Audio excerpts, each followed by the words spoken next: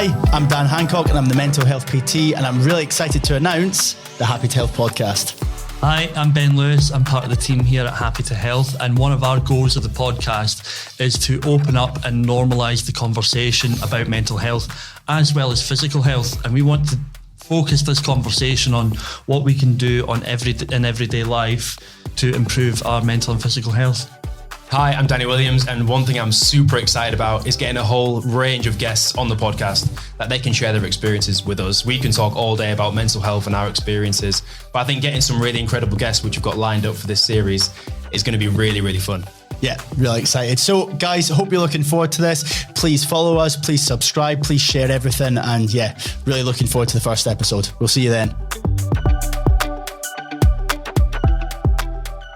Welcome to the Happy to Health podcast with myself, Dan, the Mental Health PT, Danny Williams and Ben Lewis. And today we are joined by Pete Cohen. So Pete, ex-personal trainer, neuro-linguistic practitioner, I managed to say that right, sports psychologist, and now he's a motivational speaker. And yeah, we're absolutely thrilled to have him with us today. Really, really excited to have him on board, sharing some of his insights within the fitness industry and the health and well-being industry, and really just excited to delve in and find out a little bit more about you. So Pete, massive thank you for being here with us today.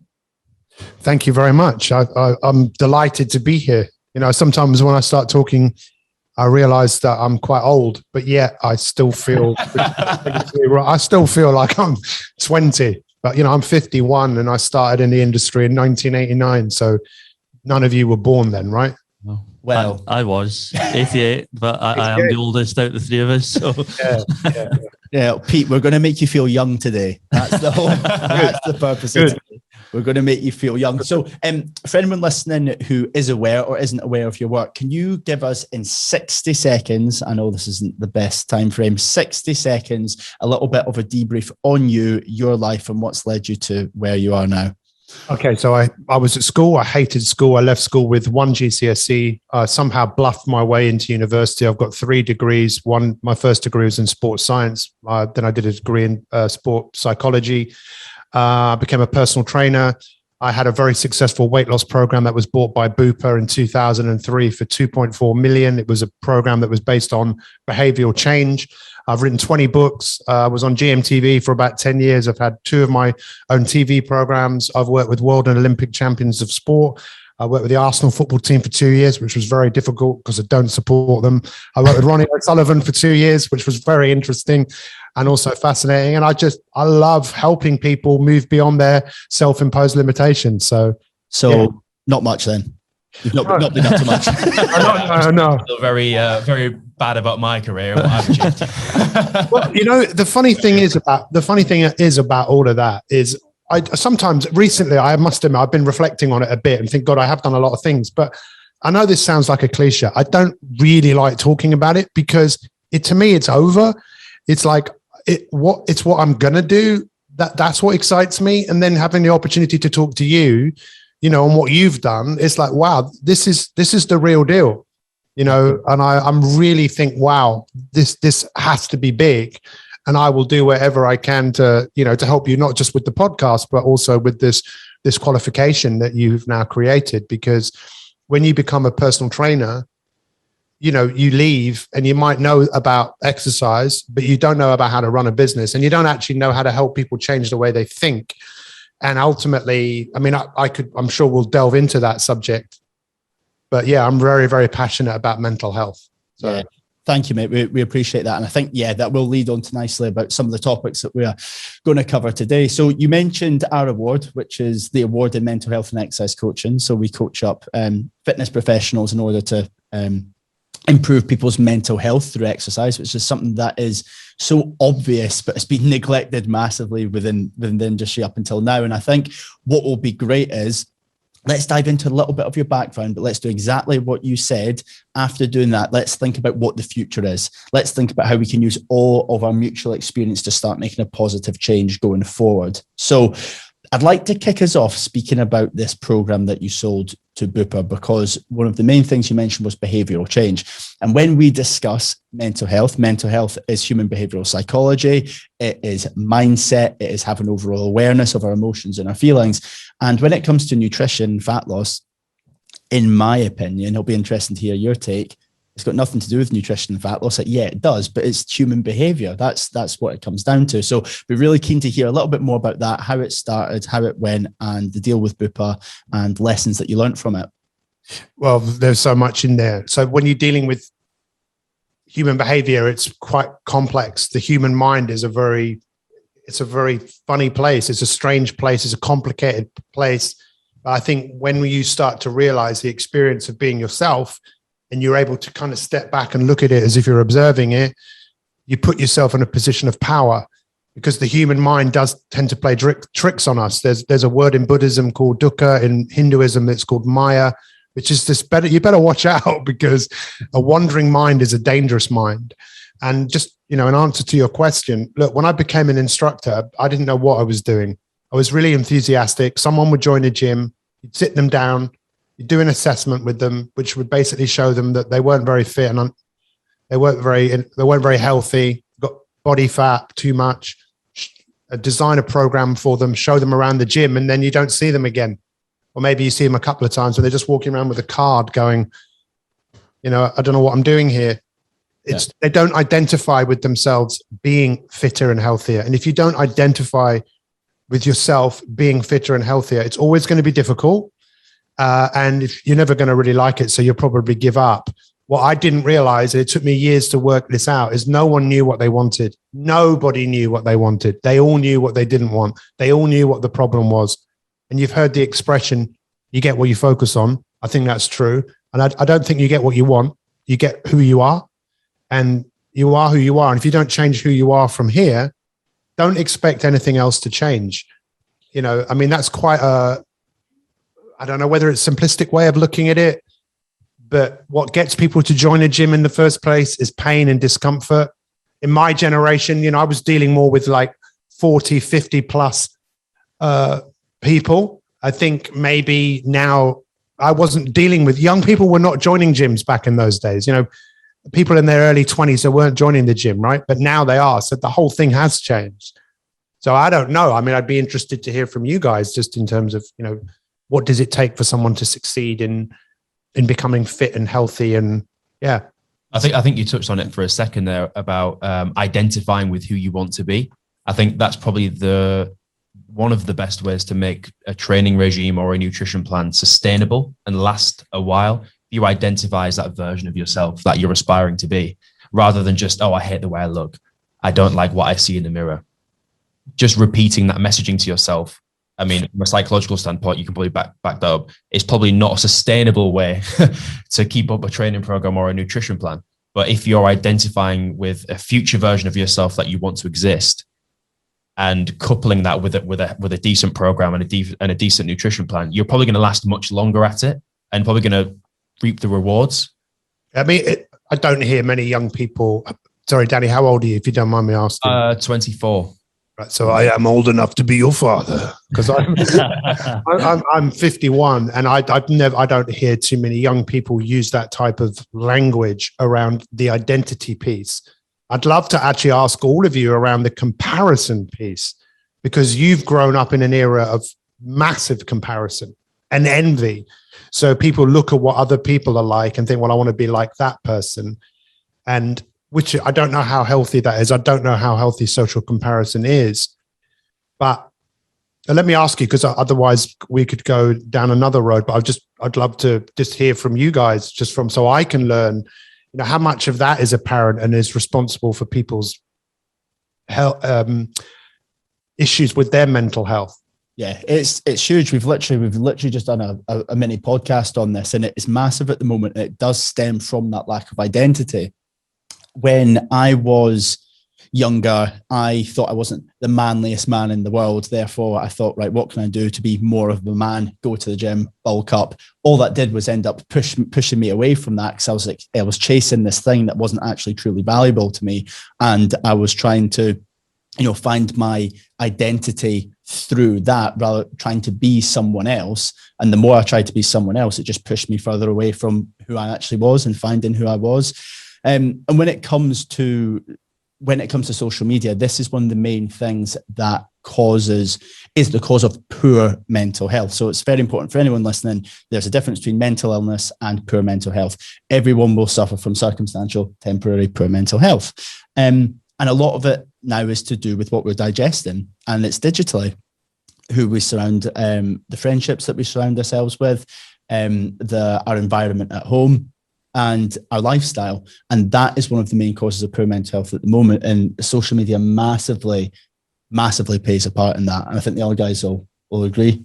No, 100%. I think you've said to me before, is mental health, whether it be poor or positive, has historically been a balanced kind of combination of genetics and also your environment. But I think more recently, with the dawn of social media and the boom of the internet, the shift has very much become much more environmental than maybe it was before in previous generations. Like what we're surrounding ourselves with in our environment, whether that be physically or digitally and online, is having a huge impact on our mental health, whether it be poor or positive. Yeah. So as a 24-year-old man, right, what impact do you think this is having on your generation with all of the comparison and looking at what the other people are having? I mean, it's always been like, look what I've got, look what the car I drive, the watch I have, my body. I think that danger has always been there in terms of comparison. But now it's like, what impact do you think that's actually having? I think the biggest impact, I mean, there's probably several, and we could go down a huge rabbit hole here, but I think probably the biggest impact is it's making it much more difficult for young people to discover who they truly are and discover their own purpose in life, which I think is something we should all be striving to do. And it actually makes you, if your daily routines and daily habits and lifestyles are reflective of what you think your purpose is, you're going to be a much happier person with a much more sound and more positive mental health. But if you're consuming content on a regular basis through social media or the internet, that's kind of distorting that perception of who you are. It's going to make it much harder to seek your true purpose. And I think that, fundamentally is causing a lot of poor mental health in our generation. It's making it much more difficult to find what our purpose is. And I think, Ben, you will have noticed this big time since coming on and working with me with regards to the award, when it comes to people opening up and speaking and actually having this normalized conversation. The amount of people that open up to you now is... Yeah, it's nice in a way that people are now opening up, knowing the line of work that we're now in. But I don't think it should be just because that's the line of work that we're in. I think it should be healthy for us to have an open and honest conversation about, like we said, the thoughts and emotions and feelings, and not apologise for feeling a certain way. Do you know what I mean? There was one conversation I had with a friend from school, and he got quite upset. I'm sure he wouldn't mind me sharing that. And his first reaction was to say, "Oh, I'm sorry." And he was apologising for getting upset. And I said, no, don't apologise. Like, why should you apologise for a natural reaction and a natural feeling that you have within yourself? But again, is that maybe society's perception that it's wrong to show or display that emotion that he's been apologising for? That's how a lot of, I think, people perceive it as a weakness. Like public speaking is one of the biggest fears in the Western world, supposedly. And it's like, well, why? Does it have something to do with people not wanting to show you that I'm weak because you'll use it against me? Look at me. I remember someone saying in life, you want to have a strong back and a soft heart, whereas other people, it's the other way around. It's like, they've got a weak back. There's no spine to them. They put on a front, like, look at me, but they break easily. And I think what's really interesting is there's a very famous TED Talk with Tony Robbins, and it's one of the most watched TED Talks in history. It's called Why We Do What We Do, and he talks about the 6 human needs. And the first human need is certainty. Human beings need certainty, right? But the irony is we want uncertainty. You don't want everything to be certain. You don't want to know exactly what's going to happen. You don't want to go to a football match and know the result. You don't want to watch a boxing match and know the result. You want the uncertainty. So that's quite strange. And then we want connection. We want love and significance. And he talks about those being like the basic needs. and the higher needs are growth and contribution. And it seems like, Danny, you've already worked out, I want to grow, I want to contribute, I want to make a difference to this world. But what he was saying is that those basic 4 needs, people are not getting them met in a way that is positive. That they're looking to get their needs met, those significance and connection, in a way that is quite negative or neutral, like how many likes you have, how many followers you have.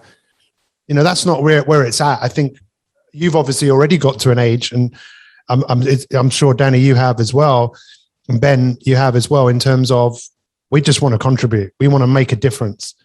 We don't want it to be, look at me. It's like, look what I can do. And I think deep down, most people really want to do that, but they need help to get to that point. Yeah. And they're confused because society's told them, to live a certain way, to be appreciated and accepted. And I think definitely from just coming from a bunch of young men as well, a lot of the things that we do to focus on our health or focus on our identity are scrutinized as young men as well, like, reading, even talking about, mindfulness and spirituality. It's like, it sounds as if it's like pretentious in a way. Especially that's what I found growing up, which is why I did the absolute opposite, which was rebel. But yeah, I think it's definitely, it's apparent in young men, but in young females, to fit these ideals and chase this external gratification. And it does ultimately, it comes full circle down to identity at the end of it. Yeah. But then it's difficult because we can't be like, oh, do you go off and find your identity? Like how do you express yourself? What the whole tribal thing is just fascinating. The banter, banter is not healthy. I mean, it can be if you really know that, the people, and it's not personal, but we're very tribal people and we don't want to be rejected. Rejection hurts. I mean, in July this year, I played cricket for the first time in a few years. I used to play a lot. I played with guys I grew up with. They're all still drinking, still taking drugs. It's like, guys, we're in our 50s. What are you doing? You're snorting off your phones. It's like, what is that all about? Guys, and I'm the fittest person there. And I say to everyone, you both of the, sorry, you guys are Scottish, you probably don't get cricket. But in saying that, Scotland is not good at cricket, but it's a stupid game. And I say, right, guys, who wants to bowl? And no one wants to bowl. So I think, I'm going to have to bowl, right? I've not done it for like 5 years. I bowl the first ball, think, I like this. And the second, I think I've still got this. Right now, I'm going to go. The fourth ball, I turn around, bang, and I snap my Achilles tendon in July. I don't ever do snap, and please don't ever snap your Achilles. It wasn't painful at the time, but I'm still rehabbing. But I appreciate fitness now more than I've ever have. I appreciate movement like I've never have done before. And it's amazing what we often have to go through in order to have the appreciation of something. And one of the biggest things we go through is disaster and difficulty and challenge is where often our greatest learning, comes from, right? Yeah, agreed. And this is what we all are trying to push the message out there. Is exercise is one of the only tools that we can use, that we can fabricate a false hardship that individuals can go through to temporarily go through pain, and then see a challenge as an adversity that they can overcome, and then apply that to everyday life situations. And that's the vehicle. That's what we want exercise to be. So, look, if individuals go through hardship and it serves as a lesson, great. Do we want them to have to go through that hardship? Maybe not, although it is necessary sometimes. So how can we actually prepare people for life's adversities through exercise? And that's something that we are quite passionate about, isn't it? No, 100%. So why do you guys exercise? I'm curious. Why do you exercise today? I exercise now because it makes me creative. And because I will then bombard the two of them with voice notes with ideas and stuff that I've came up with. That's why I exercise now. It used to be body image. I realized that it served me no purpose. It then became performance-based thing. Then I realized I was putting too much pressure on myself. I then fell out of love with it for a while. And then I thought, you know what, I'm just going to do it because I enjoy it and it helps me with business, which might sound a bit obscure to some people. Danny, for you? No, I don't think it sounds obscure at all, actually. I, similar to you, used to exercise for body image, probably to some extent comparison to others. Yeah. I feel like I had to look a certain way because my friends looked a certain way, or because people on social media looked a certain way, and that's how I needed to look if I was to accrue some kind of success that was similar to them. But yeah, these days, probably the number one reason I exercise is because it energizes me. Yeah. I've got a lot going on in my life, quite fortunately, such wood, it doesn't stop. But if I didn't have enough energy, I would suffer quite a lot. I'd find myself in really bad situations if I didn't have the energy that was required to carry out the things that I've got on my plate at the moment. Yeah. So exercise is the kind of you talk about being a vehicle. It actually delivers the energy to me. It gives me the energy that I need to carry out the tasks that I wish to carry out. So that's probably the number one reason why I exercise. What about you, Ben? For myself, I think similar to the guys, like growing up as a young guy, I exercised to play sport, football. But then going into my adult life, I then found that if I exercised, I was more productive in work. I was a better version of myself, and I could apply myself to situations better. And ultimately now it's about being the best version of myself for friends, family, and work. And that's why I now follow through on exercising. There's a book called The Joy of Movement by Kelly McGonigal. It's fascinating. She says that there's now research that shows when we move, our muscles secrete something that is now known as hope molecules. Wow. And who would have believed it? But it's obvious. I mean, it's because we know it, but for the science to back this up, I know that I make better decisions when I exercise. I know that I've got more willpower, and science actually shows that people have more willpower when they exercise. I just feel the worse I feel, I've kind of trained myself. The worse I feel, the more committed I am to exercise, but let's face it, the reason most people don't exercise is because they don't like it. But I like what it gives me. I like what I get from it. And comes back to what we were talking about earlier about the reasons why people aren't exercising. We talk about it all the time. 87% of the UK aren't exercising regularly. And you got to ask, well, why not if there's so many positives to exercise? And I think a huge reason is that fear of judgment. People are scared to go into a gym and to be vulnerable and to seem like they have flaws or imperfections, because we live in this age, like we talked about social media before, where people paint a picture of themselves that is flawless and has no imperfections. And then in order to help ourselves and to get these benefits and positives out of exercising, we have to make ourselves vulnerable first by stepping into a gym, which is an open arena for everyone to see us in a position where we might be made fun of, or we might vulnerable. Look vulnerable, laid bare, and and it's an unfortunate irony that we have to put ourselves through that, but also it's one that's absolutely necessary if we want to reap those benefits of exercise. And I think there was a study done, Dan, keep me right on this one, by was it Dr. Margie Kerr? Yeah, she's a psychologist that writes books essentially on the science of fear. Yeah, so she did a survey amongst gym goers and non-gym goers, and I think it was over nearly 50% of people would rather stand at the top of a skyscraper than enter the gym. Is that the right figure, Dan?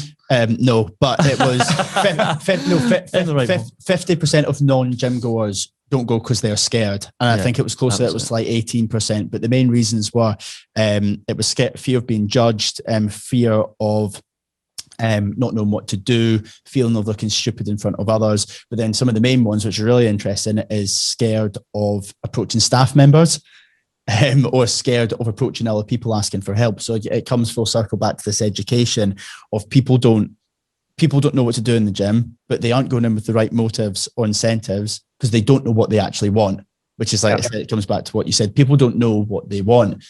So what they do is they then just go and try and find what everyone else wants. And it's like people are constantly searching for a life that they think they want, but actually nobody wants. Nobody wants that life that people are actively chasing. So I would love to know more about, your goals in terms of what you've created, because obviously it's the first time I've ever heard anyone create a fitness qualification that has this mental health aspect to it. I was in a gym. I'm not going to say which gym company it is, but I'm still banned from using those gyms because, look, I was a pretty successful personal trainer. When I say successful, I loved doing what I did. I used to teach aerobics as well, believe it or not.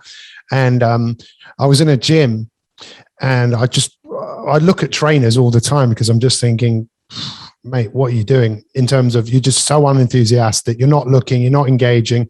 And I was watching this personal trainer while his client had his back to him, and he was like sending messages, and he was like, so I took a photo of this trainer training this person, and I sent it to a friend of mine. I said, check out this trainer. Had no idea what my friend was going to do. He sent it to somebody else. That person posted it on social media. The next thing that happened, a few weeks later, I got an email from the gym company saying, we'd like to talk to you because we believe that you took this photograph. I was thinking, how the hell did they know? Well, they've got cameras. So they must have gone through the back of it. Someone knew this person's sister, and no, that's my brother, who saw this picture on social media. And they said, if you don't come in and talk to us, you can't come back and use the gym. So I said, bro, I don't care.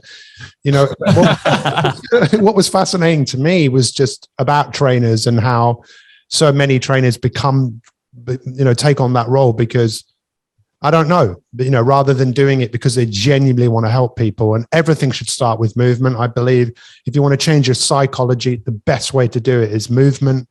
And I really love to find out more about what you're doing and what your vision of what you're creating in terms of not just your podcast, but just in terms of fitness professionals. What do you see happening as a result of all of this? And how can I help? Yeah. So, thanks.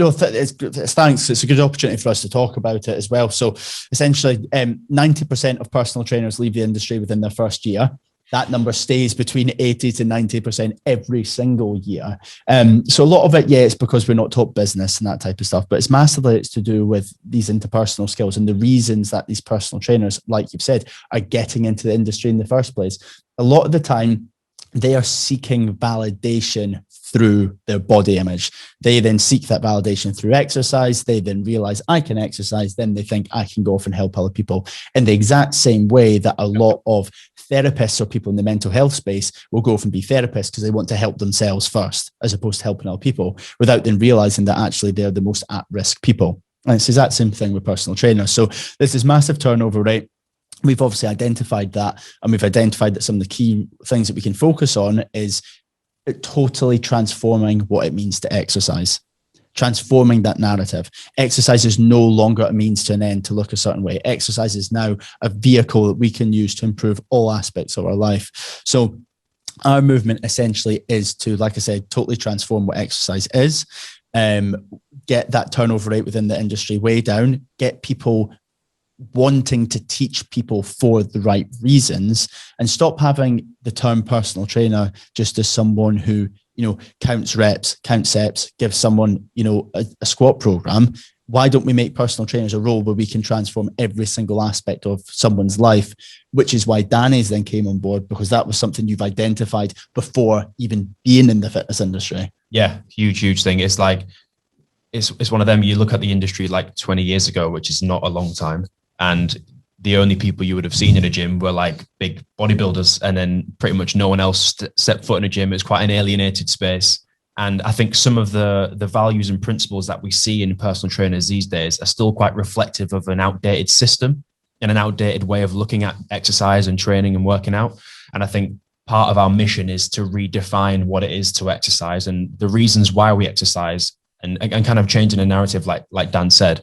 And a huge thing that I've seen, especially in my peers and even in myself when I first started exercising, was that a lot of us are exercising for the wrong reasons. And it kind of comes back to that whole self-awareness thing. We want to encourage people on a fundamental level to seek self-awareness, basically, because that's going to underpin all of our actions.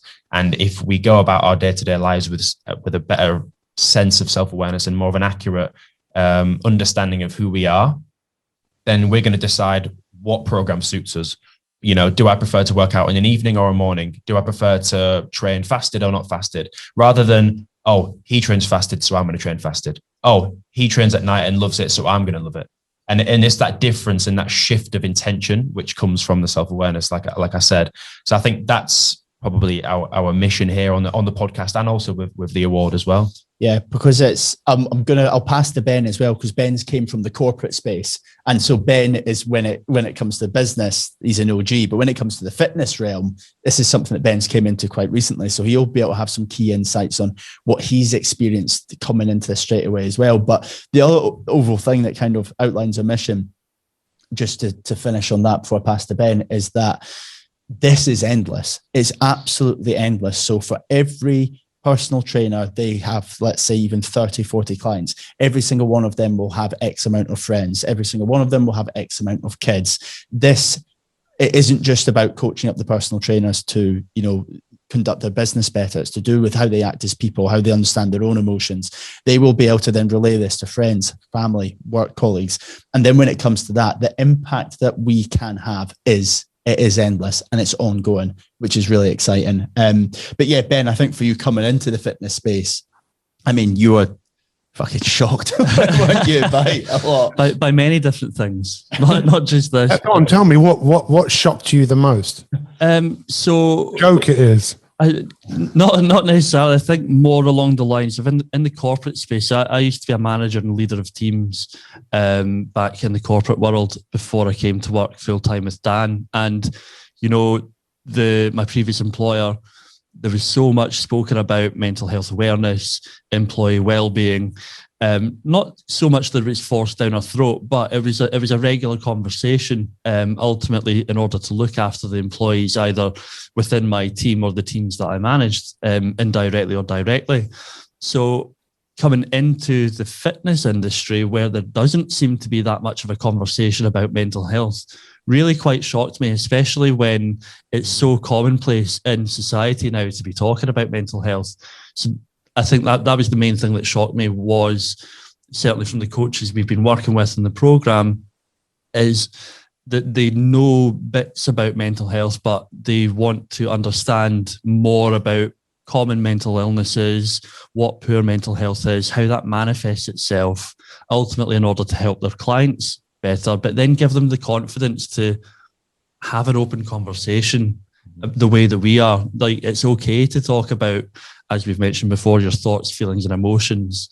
It's normal to talk about these things, but again, that was the biggest thing that shocked me when I first came in, that it was quite a bit of a taboo subject and wasn't really focused on. The thing is as well, when it comes to the fitness industry, it's not that we aren't using exercise as the best vehicle to improve mental health, which it's one of like the best things that we have in life. The other issue is that the fitness industry is actively causing mental illness. It's causing obsessive compulsive disorder. It's causing eating disorders. It's causing body dysmorphic disorder. It is causing this, and personal trainers unknowingly, and the general public are doing this to themselves because of the values and the ideals that the fitness industry is teaching them.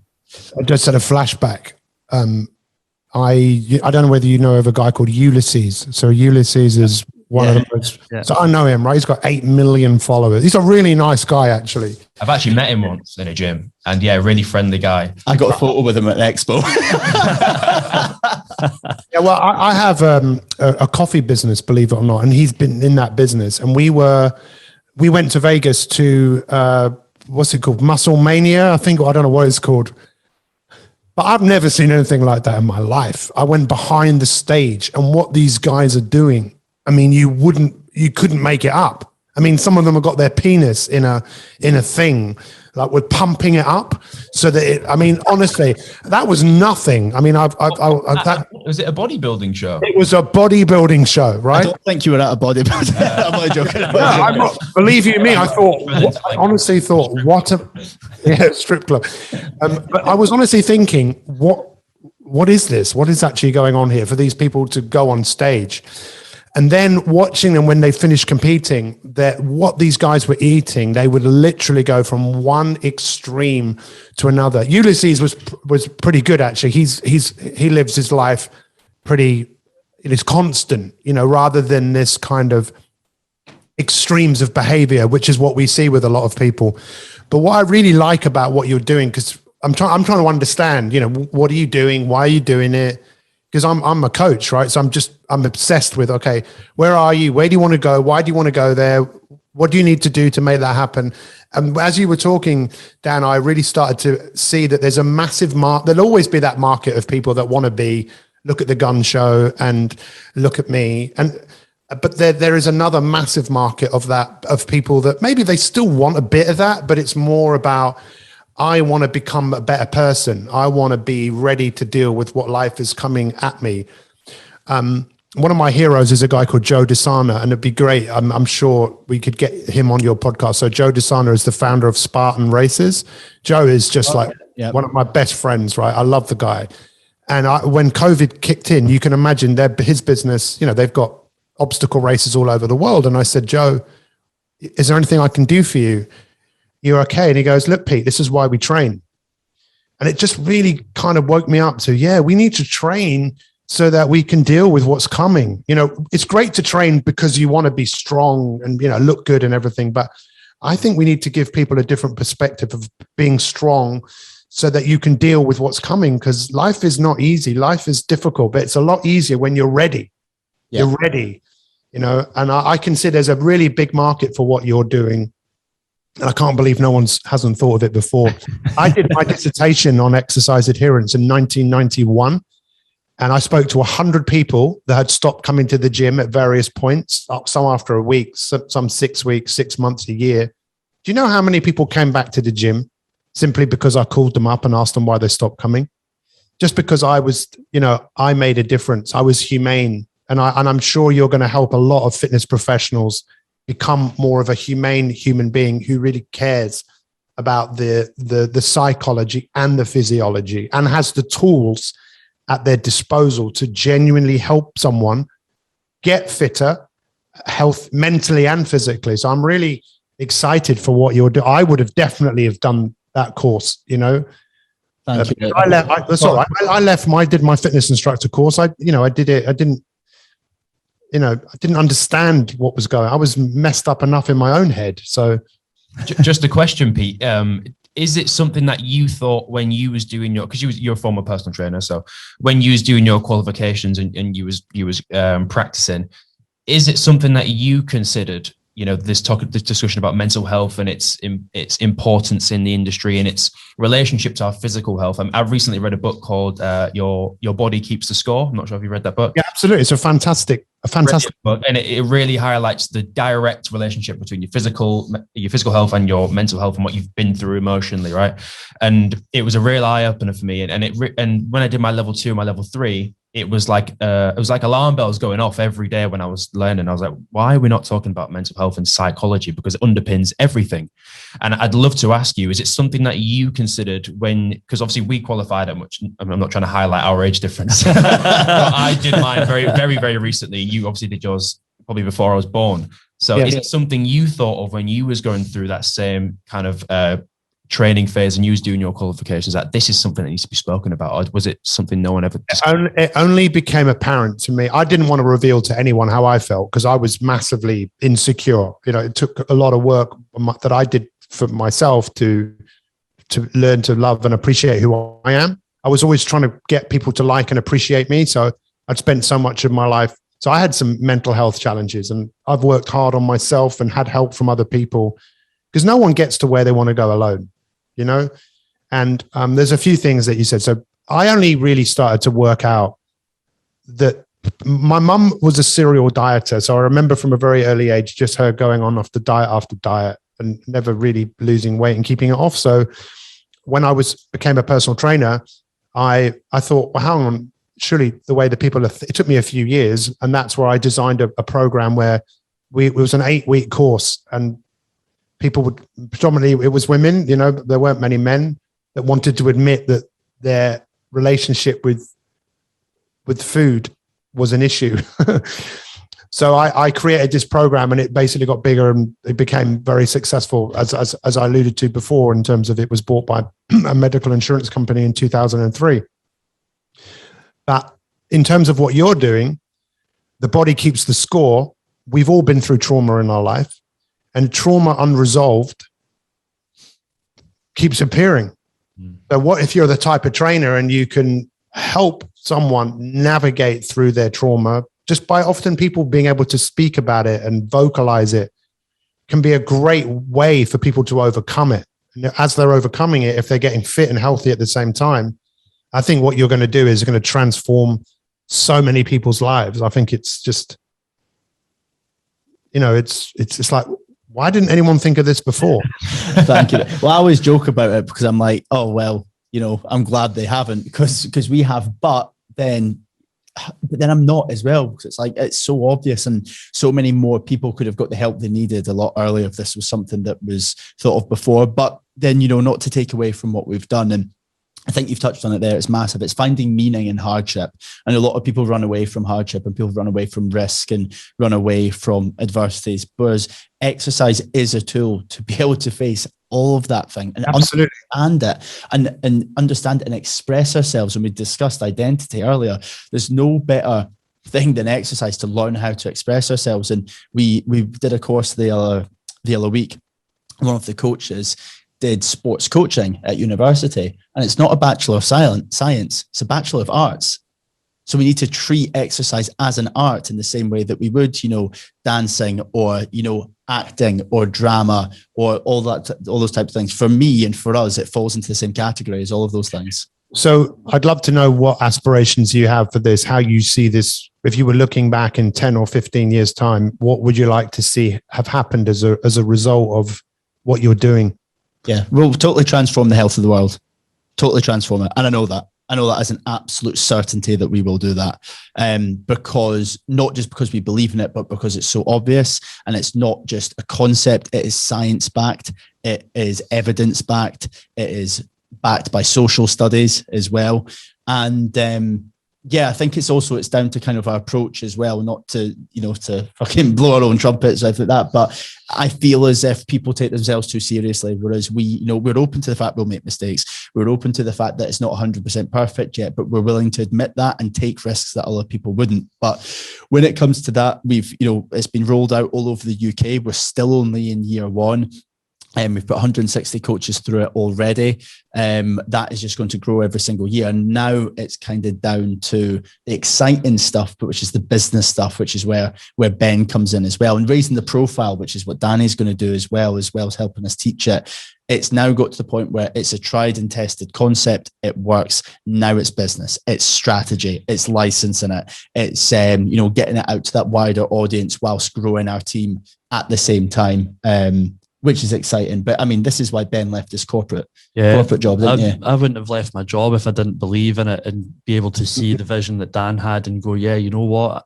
I want a bit of that. I want to be on this journey. I want to help one of my best mates through this and progress the business and change people's lives. So I think one of our key goals, I know Dan touched on a couple there, is we want to make this part and parcel of a personal trainer. Like, it has to be part of their training before they enter the fitness industry.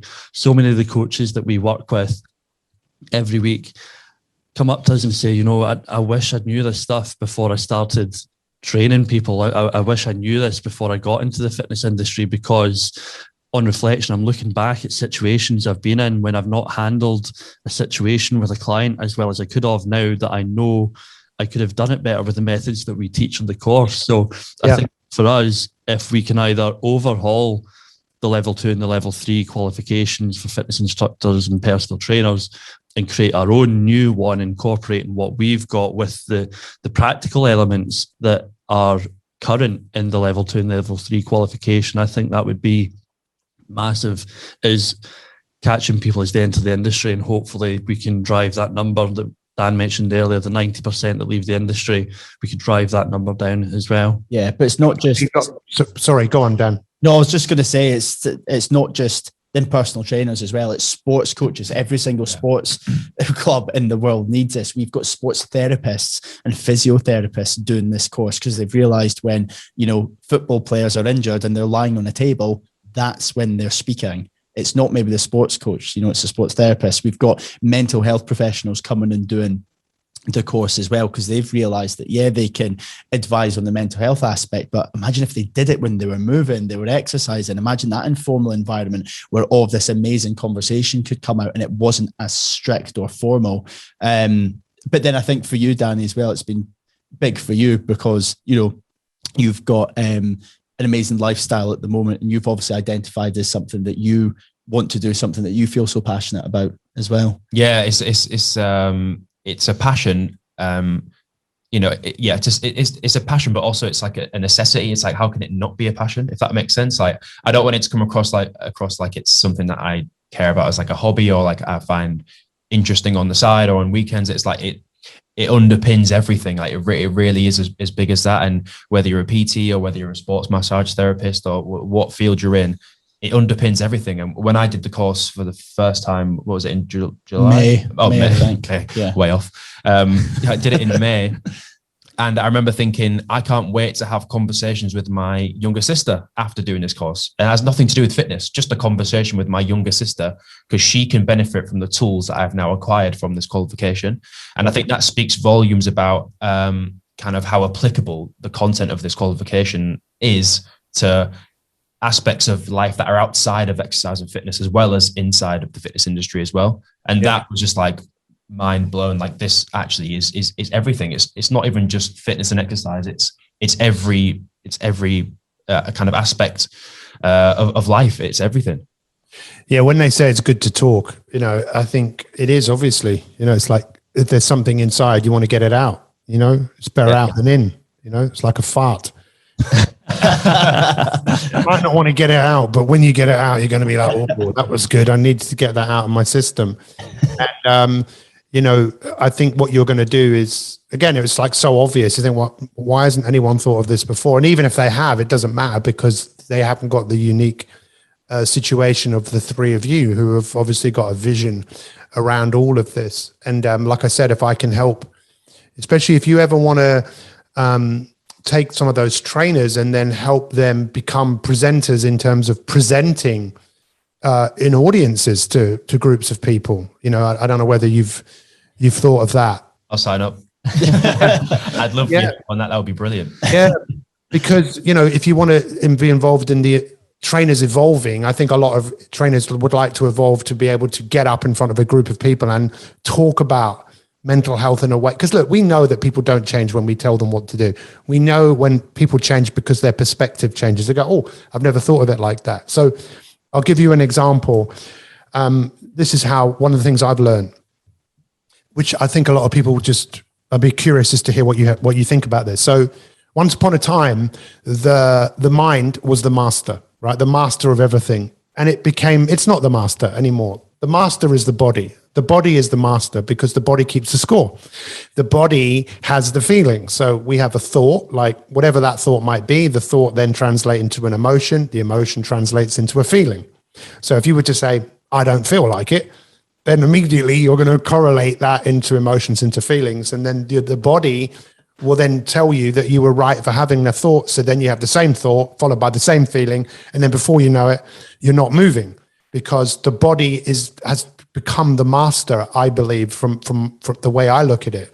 But yet, if you think about it, when we were babies and we learned to move through the world slowly, our bodies weren't in charge. Our minds would basically say, right, we're going over there. And you couldn't, but you kept going, and you fell over and you got up. It hurt, but you kept going. And most of us have just learned, this is what I have experienced, to live life based on how we feel. I don't think how many people are there in the world right now that don't feel like doing something? Everyone. And because they don't feel like doing it, they're not going to do it. Rather than hang on. Why if something is important enough to you, how you feel has nothing to do with it. And we've all had situations like that. If someone came in here, attacked me right now, I'm not going to go, mate, I really don't feel like that. Can you just go away? Like, not today. Yeah, not today. Look, one of my biggest challenges in my life was 11 years ago, my wife was given 18 months to live. She was diagnosed with a very aggressive brain tumor. I believe there's an answer to everything. How I felt about it, which was pretty scared, but that didn't have anything to do with what I did. I did what I had to do. And even though there were so many obstacles on that path to finding a treatment in America, my wife is alive and well today, but only because I decided to do what everyone else wasn't doing. A lot of people told me not to do what we did. And, it's crazy how it seems to take a disaster for most people to move. forwards until they get comfortable. And I think what you're going to do is, and you've already done it, is you're going to get people to a place where they just want to keep moving forwards. They just want to keep going. They want to keep evolving and growing. And, it doesn't matter that they don't feel like doing it. They love the process in some cases. And I can see what you're going to do. You're going to end up helping so many people do what they don't like doing, making it be the thing they most want to do. Yeah. 100%. That's a really good way to sum it up. That's a great way to put it. How powerful is that? Definitely. So, Pete, listen, that's been absolutely amazing. A massive thank you for that. I feel as if you've interviewed us just as much as we've spoke to you, which is really cool. We have a wee challenge that we normally do to finish each episode. I don't feel like it, sorry. Right, this is us. We're going to have to mental health and exercise coach you into this. Yep.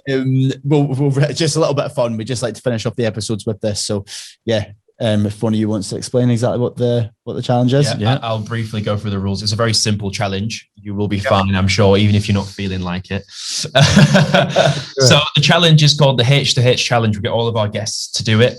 We keep a track of your score. We'll put it on a leaderboard. And if you perform well, you will have bragging rights against your fellow guests who will have appeared on the podcast. No pressure. So the rules are very, very simple. You will need to hold a squat and answer as many quickfire questions as possible in 60 seconds. Now, these questions aren't particularly difficult.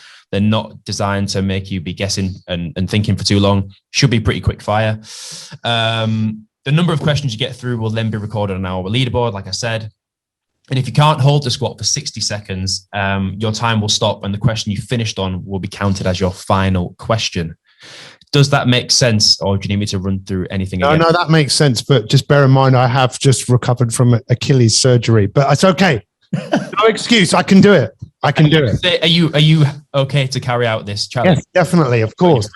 So Pete, if you don't, it needs to be a handstand hold. So, I mean, I'll do both. It's off the leaderboard straight away. You won. Okay, tell me when I need to squat. Right. Okay. So your time starts now. If you could live anywhere in the world, where would that be? New Zealand. What would you change about yourself? The size of my nose. What's something that you know you have to do but do not like doing? Accounts. Oh, good one. What's something that you like doing? Eating ice cream. Love it. What's your favorite hobby? Being on Clubhouse. Love it. Nice. Sunrise or sunset? Sunrise. What's your favorite color? Blue, red. What's your favorite cuisine? Indian. What's the first thing you notice about someone when you meet them? Their charisma, energy. What's the best compliment you could receive? You're inspiring. What's your favorite film? Goodfellas. If you could be any animal, what would it be? A dolphin. Love it. That's you. A minute. Well done. And that was... Oh, I feel as if we need some context on some of those answers, but they're probably better being left unsaid. Another time. Another time. Well done. You managed to get 12 questions there. Thank you very much for your answers. Very impressive. Pleasure. Thank you very much. Well, I'd love you guys, so very impressive. I'd love you guys to come on my podcast sometime. So yeah, we'd love that. We can arrange that. So yeah, thank you. We'd absolutely love that. So Pete, yeah, obviously one of the main things that you do at the moment is motivational speaking and helping other people to speak and to have confidence in that role. So if there's anything that you would like to suggest to any listeners, any ways that they can find you, that they can follow you, where's the best place for people to find you and hear a little bit more about what you do? So I'd go to Instagram. It's probably a good place to start. Or my podcast, which is called MI365. And yeah, just reach out to me if I can help in any way. It was Martin Luther King that said the most important question we should be asking is, what can I do for you? So I ask that question every single day. What can I do for you? You'd be amazed at how conversations take off from just asking that question. So that's why I said that to you. What can I do for you to help you in what you're doing? Because what you're doing is bigger than me. Wow. It's about making a difference. So Love that. Thank you very much. Pleasure. Really nice note to finish on. So for everyone listening, I hope that you enjoyed that. And a massive, massive thank you to Pete as well. And hope you guys enjoyed the episode. And look forward to you guys tuning in next time. Wow, that was brilliant. What a chat we had with Pete. We really enjoyed filming and recording that podcast. So if you liked what you heard today, please share that with someone who you think might benefit from it. And please remember to follow us at the Happy to Health podcast. And also remember, like, comment, share, and leave us a review, please. We want to hear your thoughts on how we're doing and what you think of our podcast. Speak soon.